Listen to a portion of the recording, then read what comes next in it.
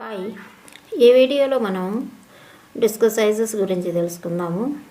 ఇక్కడ నార్మల్గా మనం ఇప్పుడు ఎల్బిఎం చెప్పుకుంటున్నాం కాబట్టి ఈ డిస్క్ సైజెస్ ఎలా ఉంటాయి అనేది చూద్దాము.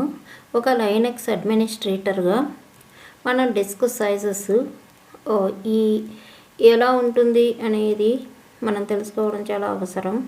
ఇదంతా బేసిక్ కాన్సెప్ట్స్లోకి వస్తుంది. అలాగే మనం ఎప్పుడైనా మొబైల్ కానీ సిస్టమ్స్ కానీ కొన్నప్పుడు ఆ సైజెస్ చూస్తూ ఉంటాము. Hard disk size, memory size, ఇలా అవన్నీ ఎలా కౌంట్ చేస్తారు, ఎలా ఉంటాయి, అసలు వాటి కౌంటింగ్ ఎలా ఉంటుంది అనేది ఇక్కడ మీరు స్క్రీన్ మీద చూస్తున్నటువంటి చార్ట్లో మీకు అర్థమవుతుంది. ఒక 1 బిట్ అంటే జీరో నుంచి 1 వరకు, అంటే 1 ప్లస్ వాల్యూని 1 బిట్ అంటారు. అలాగే 8 బిట్స్ని 1 బైట్ అంటారు.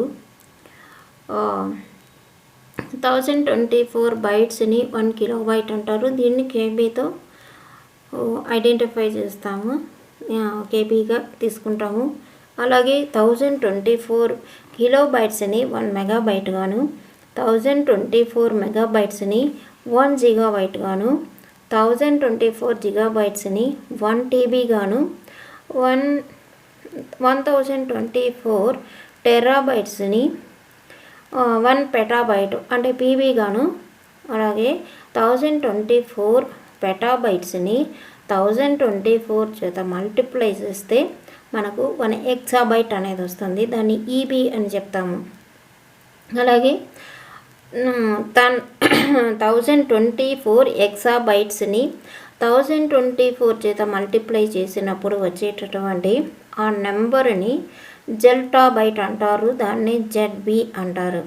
ఇక 1024 జెడ్బీ ఇంటూ 1024 చేసినప్పుడు వచ్చేటటువంటి సైజుని వైబీ అంటారు. వైబీ అంటే యోల్టాబైట్.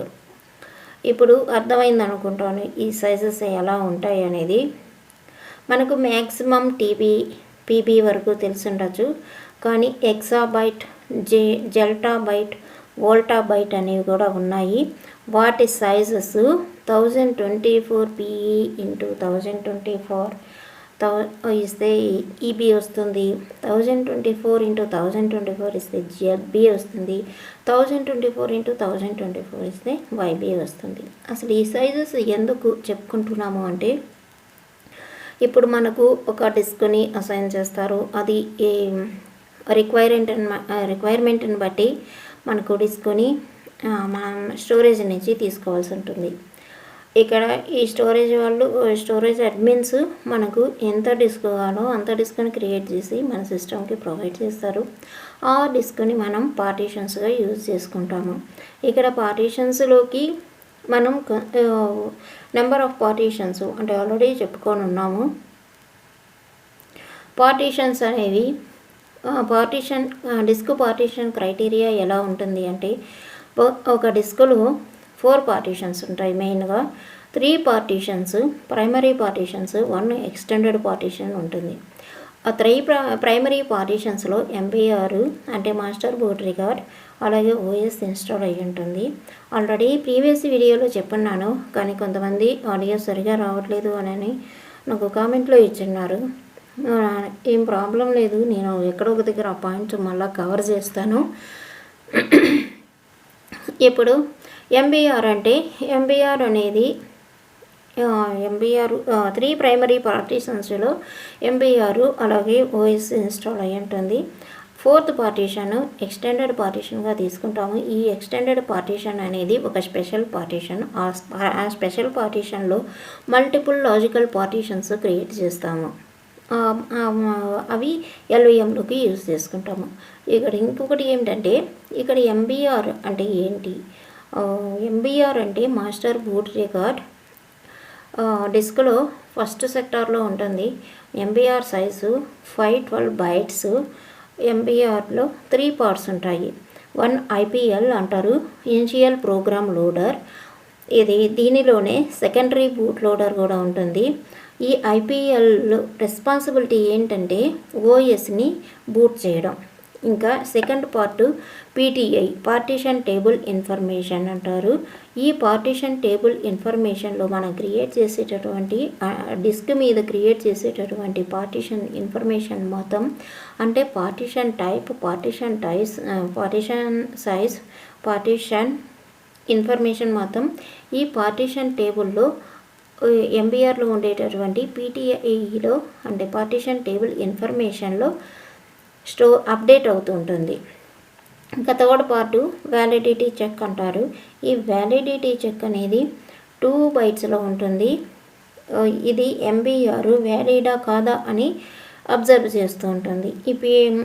ఇక్కడ ఇనిషియల్ ప్రోగ్రామ్ లోడర్ 64 bytes మాత్రమే ఇనిషియల్ ప్రోగ్రామ్ లోడర్ 446 bytesని యూజ్ చేసుకుంటుంది. పీటీఐ పార్టీషన్ టేబుల్ ఇన్ఫర్మేషన్ 64 bytesని యూజ్ చేసుకుంటుంది. అలాగే వ్యాలిడిటీ చెక్ 2 bytesని యూజ్ చేసుకుంటుంది. ఈ 3 పార్టీషన్స్ని యాడ్ చేసినప్పుడు మనకు వచ్చేది 512 bytes. ఇది ఫుల్ మనకు ఉండేటటువంటి ఎంబీఆర్స్ ఆక్యుపై చేసినటువంటి స్పేస్.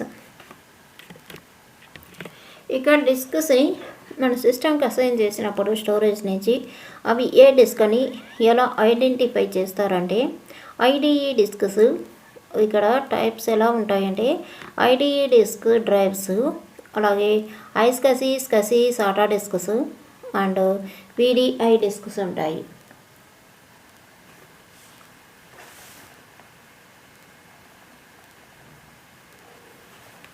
ఈ ఐడిఈ డిస్క్స్ ఎలా మనకు స్టోరేజ్ నుంచి అసైన్ చేసినప్పుడు మన సిస్టంలో /dev/HDA/dev/HDB ఇలా ఆల్ఫాబెటికల్ ఆర్డర్లో మనకు సిస్టంలో కనిపిస్తాయి.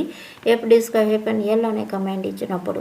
అదే స్కసీ ఆర్ సాటా డ్రైవ్స్ అయితే మనకు /dev/SDA/dev/SDB/dev/SDC ఇలా వస్తుంటాయి.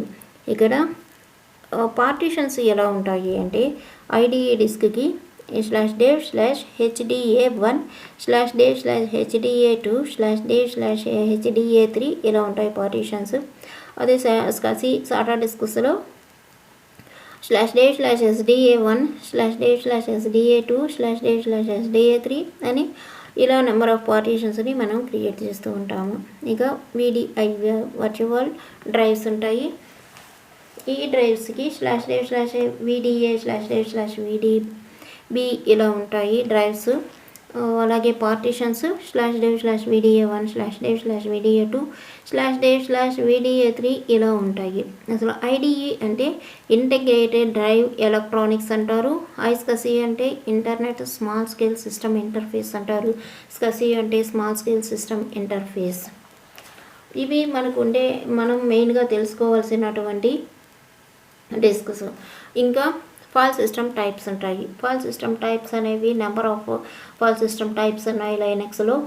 ఈ ఫైల్ సిస్టమ్ టైప్స్ని ఇక్కడ నేను RHEL6 రిలేటెడ్ వర్షన్స్ కానీ RHEL7 వర్షన్స్ కానీ యూజ్ చేస్తున్నప్పుడు ext4 అనేది సపోర్ట్ చేస్తుంది.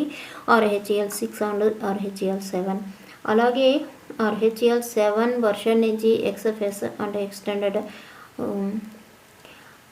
ఎక్స్టెండెడ్ ఫైల్ సిస్టమ్ అనేటటువంటి ఒక ఫైల్ సిస్టమ్ టైప్ని యూజ్ చేస్తుంటారు. ఇక్కడ మనకు ext2 నుంచి ఫైల్ సిస్టమ్ టైప్స్ ఉన్నాయి. ext2, ext3, ext4 and XFS అనేటటువంటి టైప్స్ ఆఫ్ ఫైల్ సిస్టమ్స్ ఉన్నాయి. ఇంకా number of type of file systems కూడా ఉన్నాయి. ఈ ఫైల్ సిస్టమ్స్ యాక్చువల్గా RHEL6లో అయితే ext4నే యూజ్ చేస్తాం మ్యాక్సిమం. RHEL7లో అయితే XFS ఫైల్ సిస్టమ్ని యూజ్ చేస్తాం. RHEL5 దానికి ముందు వర్షన్స్లో అయితే ext2, ext3, ext4 యూజ్ చేసేవాళ్ళు. ఇప్పుడు 5కి ముందు సిస్టమ్స్ ఎవరు యూజ్ చేయట్లేదు కాబట్టి మ్యాక్సిమం 6, 7 యూజ్ చేస్తారు కాబట్టి 8th వర్షన్ కూడా ఆల్రెడీ వచ్చేసింది లైనక్స్లో. RHELలో మనకు మ్యాక్సిమం 6, 7 యూజ్ చేస్తున్నారు కాబట్టి కంపెనీస్లో ext4 XFS చాలు.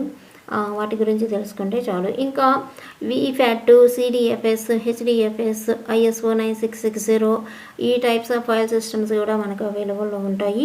ఈ VFAT ఫైల్ సిస్టమ్స్ ఎందుకంటే ఒక కామన్ స్టోరేజ్ లైనక్స్కి విండోస్ ఓఎస్కి మధ్యలో ఒక కామన్ స్టోరేజ్ మెయింటైన్ చేసుకోవడం కోసం VFAT అనే ఫైల్ సిస్టమ్ని యూజ్ చేస్తారు. CDFS ఫైల్ సిస్టమ్ ఎందుకంటే CD-ROMని మౌంట్ చేయడానికి CDFS ఫైల్ సిస్టమ్ని, HDFS ఫైల్ సిస్టమ్ని DVD-ROM మౌంట్ చేయడానికి యూజ్ చేస్తాము. ఇక్కడ ISO 9660 ఫైల్ సిస్టమ్ అనేది ఒకటి ఉంటుంది. అది ఎందుకంటే CD కానీ DVD కానీ CD or DVD .ISO image మనకు లైనక్స్ ఓఎస్లో ఫైల్ ఫార్మాట్లో ఉంటుంది. దాన్ని రీడ్ చేయడానికి ISO 9660 ఫైల్ సిస్టమ్ని యూజ్ చేస్తాము. ఇది మినిమం ఇన్ఫర్మేషన్ అబౌట్ డిస్కస్. ఈ సైజెస్ తెలుసుకోండి, నోట్ డౌన్ కూడా చేసుకోండి. అలాగే ఫర్దర్గా సబ్స్క్రైబ్ చేసుకోండి నా ఛానల్ని, మీకు ఫర్దర్ వీడియోస్ వస్తూ ఉంటాయి. Thank you.